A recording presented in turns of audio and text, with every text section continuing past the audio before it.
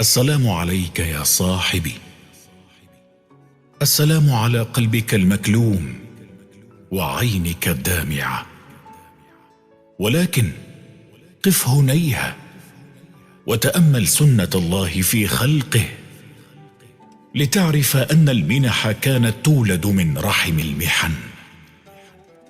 يا صاحبي، لو لم تكلم أم سلمة بفقد زوجها ما كانت لتتزوج بالنبي صلى الله عليه وسلم.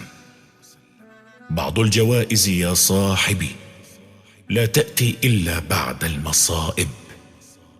ولو بقي يوسف في حضن أبيه ما صار عزيز مصر.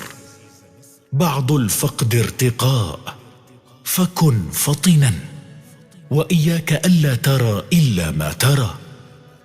يا صاحبي، كان في ثقب السفينة نجاتها، ولو بقيت سالمة لسطى عليها الملك. وكان في قتل الغلام رحمة غابت حتى عن موسى عليه السلام، فأحسن الظن بربك. يا صاحبي، رمم ثقوب قلبك بالقرآن، توجع بحمد الله وتحسس. إن لله وإنا إليه راجعون. لله فقط، لله فقط يا صاحبي. والسلام لقلبك.